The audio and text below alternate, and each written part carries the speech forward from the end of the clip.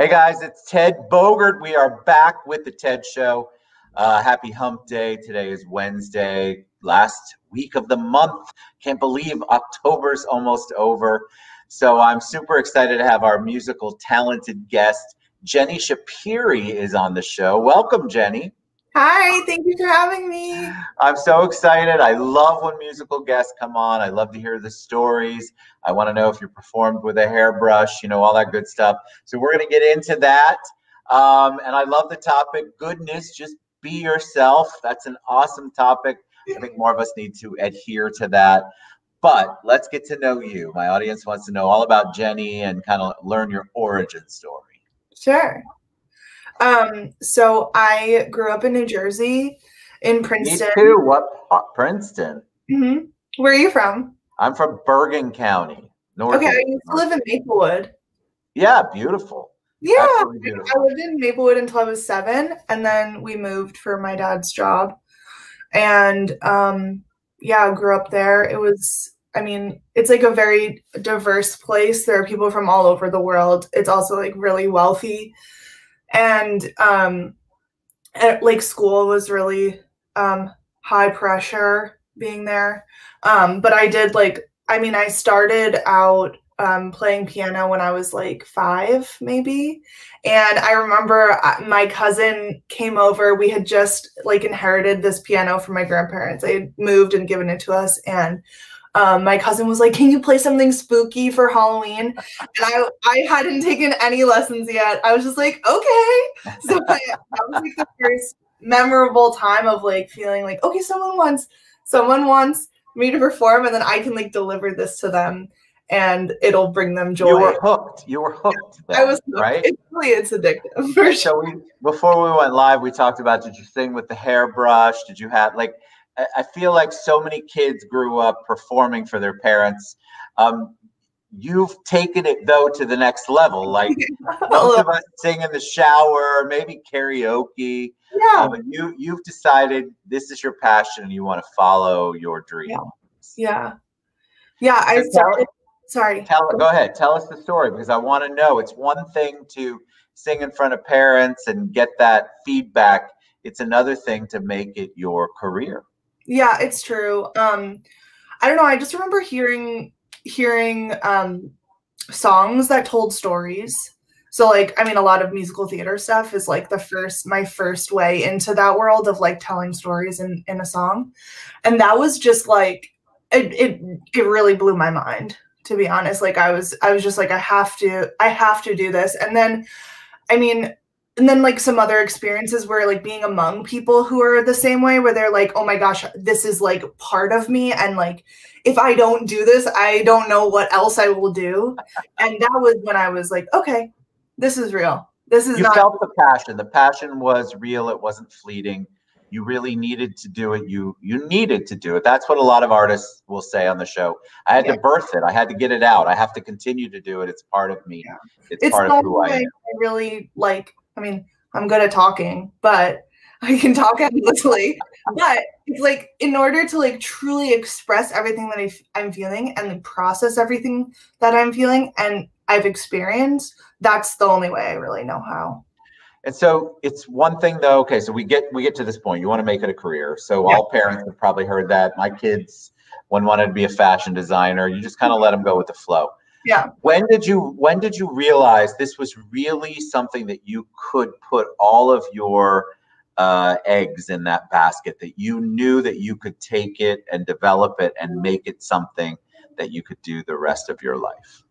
I think when I was in high school and I said, my parents, neither of them are musical, and my dad is a scientist and my mom is a therapist. And I don't think that they explicitly ever said you can do anything but this, but I think I kind of felt that way. And then until one day I was just we had a conversation at the dinner table, okay, so I'm actually going to do this and I'm going to go to music school. And then after music school, I don't know, but I'm going to do this. And that's it. I've always been the kind of person too, that it's once I get my mind on something, it's I have to. It's like tunnel vision. I have And to. so what was that process like? Because then you get into, all right, this is going to be my work in addition to my Yeah. play. And so a lot of people don't do well with making their passion their their work, their life's work. And Yeah. so what was it like going through that, going to school, talking about that, developing your craft? Was it everything you expected, or were there a lot of trials and tribulations? I mean, obviously, I think anybody going for their goal, you know, no matter if it's music or if they want to be a doctor or whatever, like there are going to be hard moments. I think again, it was just like no matter how hard or easy it was, like being surrounded by people that were just spoke the same language as me and like we could connect in this creative way, like that just made it all worth it. And I mean, I really liked college. I really loved studying music and I really loved getting better. And then, I mean, moving after college, moving to Nashville, that was the steeper learning curve though, for sure. Well, that's a big deal, right? So now you're moving to a place that is known to be a musical city where so many careers are launched. So yes, I imagine that was a lot. Did you have family there? Did you have friends, or did you just go, listen, I'm going to go there and try to figure out my dream? Like I said, I get set on something and I have to do it. I did not know anybody before I moved to Nashville. I met my roommate on Facebook and we've now lived together since I've moved here. So like 2 years now. And I mean, it was luck, but yeah, I didn't know anybody and it was a slow process. And so if you get there, though, I think that's what a lot of people, all right, I made it to Nashville. You can take the pictures in front of the Nashville sign. You're here, you know it. And then reality sets in. So what were I think a lot of people who are artists, they don't know how to do the business side. So you have to sell yourself. You have to get in front of the people who can further your career. What was that process like? It was hard. It was really hard. It does not come naturally to me to feel like endlessly confident. I mean, confidence is, you know, to some extent, you know, anyone can be confident, but to have yourself where you're like, I believe in this product because you are selling a product so strongly that you should invest in me, that did not come naturally to me. It's hard, right? What? It's very hard. Very hard. And it's, I mean, to me, and I imagine a lot of people, it's awkward or unnatural. And so, I mean, when I got here, I was just playing a lot because I think I needed to like, I had always been really nervous before shows and like I had played shows through college, like in the New Jersey, or like mostly in New York and a little bit at home. But not like when you come here, like especially if you want to do songwriting too, like you're playing writers rounds and those happen every single day of the week, every hour of the day. So I was playing like several times when I first got here. I was playing several times a week. Wow. And that was a lot. Not a lot of time for creativity. So you are a songwriter too. Talk about that, because I think there are performers that are strictly performers. When you add the songwriting part, then that's a whole different level of talent and creativity that you bring to the table. Yeah. So, I mean, I don't think if I didn't write songs, I wouldn't have pursued this. That's the part of, I mean, and I also produce. So the part of music that I like is the creating. Performing is fine for me. I think some people are just like, oh my God, I'm on the stage. Like it's the addictive part. But for me, it's the creative part. So, I mean, yeah, that's the part that I couldn't live without, for sure. So how do you do, I always love to ask creatives and songwriters especially, what's the process for you? Did you see a Hallmark story on some TV channel and you got moved? Is it personal? Is it a combination of all of those? And also, what's it like to collaborate? And I know in Nashville, there's a lot of collaborative writing. Yeah, in Nashville, it's almost exclusively collaborative writing, which was new here. But I started songwriting.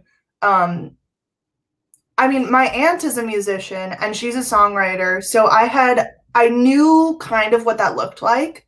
But like I said, like storytelling songs in musical theater, I heard this album called 13 Stories Down by Jonathan Reed Gilt, who is a like Broadway music writer, composer, and my mind was blown. I was just taken to a whole other place. This whole world opened for me. I was like, okay, well, I really like reading, and I really like writing, and I'm really good at playing the piano, and I'm good at singing. And then all of a sudden I could do all of them at the same time. And I was like, oh my God, what a thrill. Yeah. But I do write with other people in Nashville, but a lot of the time, I mean, I make most of my music with my creative partner, Daniel, and we met in college. And so, I mean, also like COVID, I think for a lot of people, they're like, oh my gosh, we have to transfer everything from doing it in person to Zoom. But I had already been doing a lot of that stuff because he does not live here. So we've continued to make music. We've made music now for a while, remotely too. So I love that you can put that together. So tell me, does it come from personal experience, your writing? Like, where is the inspiration? Yeah, personal experience a lot. I think, I mean, you have to creativity is a skill, I think. I mean, everyone can have a natural inclination for it, but to be able to harvest it, yes. I think that's a skill that you have to practice. So, I mean, even if you're not sitting down and writing about something, but just looking at the world around you and like seeing the beauty in the world, or seeing the heartbreak or the hardship or whatever it is that makes you want to sit down and write something. I mean, that's what it does for me. I mean, I often write songs that are about my emotional experiences, about relationships, about reflecting on my sense of self. A lot of the songs that especially the two that I just released, are in particular very reflective about who I am, who I want to be, the choices that I've made, who I've let love me, and who I've loved, and things like that, which I think everyone feels to some extent. You know, everyone. Universal. It's universal, and everyone is capable of looking at themselves too, which I think is a newer thing, where it's stop and I'm going to learn about me. You know. And so, do you get emotional when you sing? Sometimes. Yeah, right. I think people. I love to watch someone who's created a piece, created some music, been part of a creative process, and they are still so passionate about the end result that they get emotional. I think there's something cathartic too, like you were talking about, when you're writing about the stuff that you've been through and the emotions you felt. There's just like this really cool cathartic thing, and like you said, that it's a universal feeling. Everybody has felt in some way, shape, or form exactly what you're talking about and singing about in your music. Yeah, yeah. I actually sorry. I was gonna say, I watched Lizzo, the R&B and pop singer. Yes. Had an interview on David Letterman's Netflix show, and she was talking about how one of her early mentors was actually Prince, and she was at his home studio in Minneapolis, and he was playing Purple Rain for her, and he just like stopped in the middle of it and started crying at his own song. Like he made some joke about how he had to move it around in the set. It wasn't in the right place or something like that. But just to, like you said, to be able to be moved, to still bring up that emotion for other people to consume is so difficult and so brave, and just, yeah. I love when the songwriter and or the performer really are feeling the emotion. You can tell. Yeah. And so, especially if it's something that you've been part of the process, it's like your baby, right? Yeah. It's your baby that you're singing about. So you want everybody to feel what you're feeling, and I love that. That's why I love songwriting and performers. All right, so enough about me. Let's talk about the song. So you're going to perform for us, which I'm very excited about. Tell us what you're going to sing. Okay, so I think I'll play 2 songs, if that's okay. Fantastic, yes. And the first one is called Casual, and it's the next single I'm going to be putting out. And then I'll play another song called I'm Supposed to, about feeling like you're doing all the things that you're supposed to and still maybe not everything's going right. We've all felt that, right? On a daily basis, I feel like. All right, so Jeni Schapire, we're going to make her front and center. Well, I guess for songs, if the sound isn't great on the first one, we can change it for the next one. I'm sure you're going to be great. I'm here. All right, this is Casual.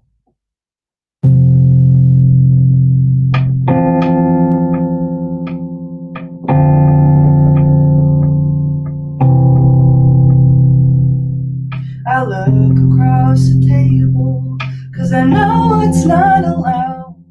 Got a burger in my hand and a beer to wash that down. Making that passing town, but you know you're getting old. Well, excuses take control. Let me get to the next bar. Is this casual enough for you, baby? Enough pressure off of you now, baby.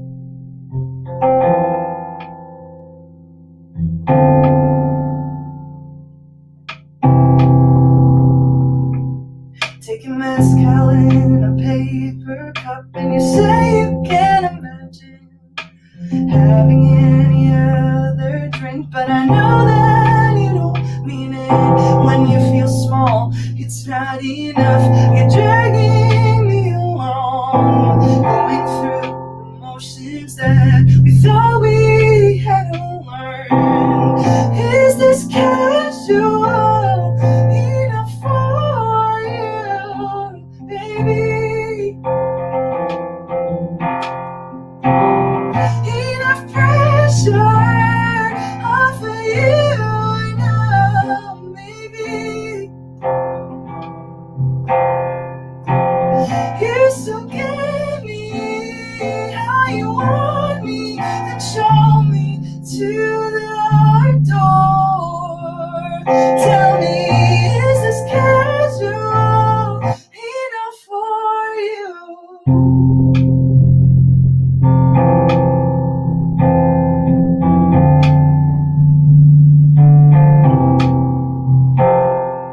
So go on, let me go. I'm not the one you want. You keep needing more when I've got nothing left. I've got nothing left.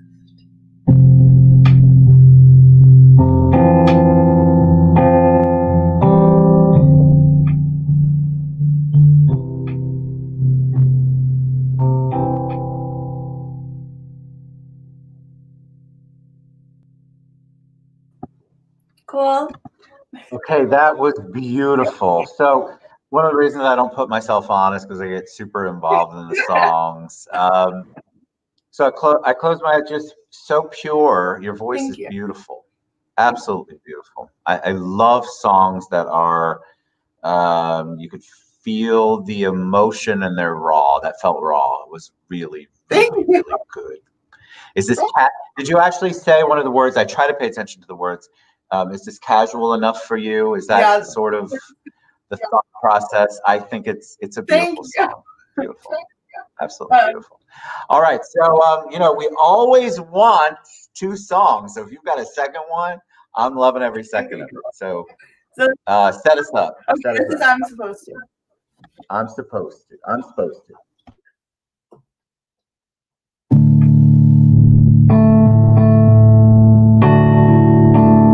I'm proving I can be good. Gotta have it now, walking in the park.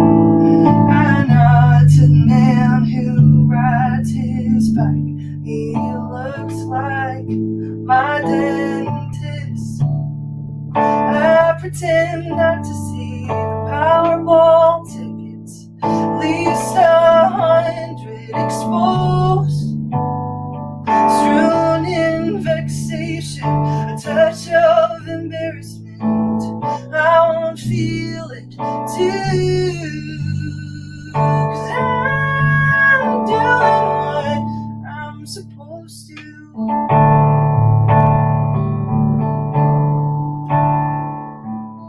I startle at a sycamore branch, bark peeled back, like a fleshy forearm, delicate and detached. And when you say you can't love me, I don't cry, I listen merely to you. What's the reasons why? I guess I'm just a brown noser till the very end. 'Cause I'm doing what I'm supposed to. I'm gonna forget how it feels to know you. I'm doing what I'm supposed to.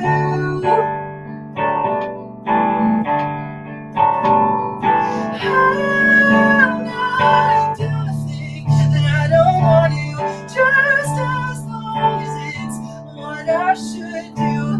I'm doing what I'm supposed to.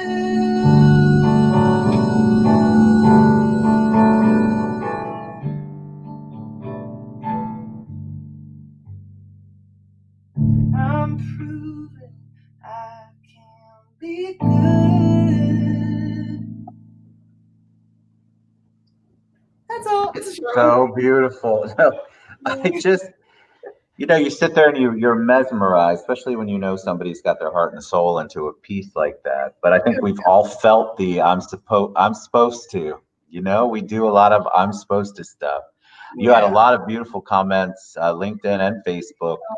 And so we will get to those, ladies and gents, later. Both Jeni and I will. How do people buy your music? How do they get to know you? How do they get involved with all the things that you're doing and any kind of shows that you might have coming up?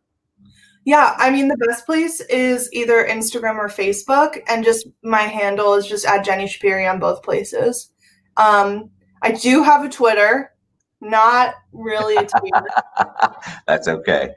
And we go live on Twitter, but sometimes my Twitter fans it's a different world in Twitter. It's a different world. I'm super excited. You were amazing. You are amazing. Thank you so much. Come back anytime. JeniSchapire.com.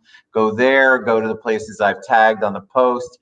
Reach out to her. Support our artists. Our artists have been impacted by the pandemic as well, and so we want to see them successful and still being able to be the creatives that they are. Thank you, Jeni, for being on the show. It was awesome. Thank you. All right, guys, we will see you soon. I'll be back around 4 o'clock.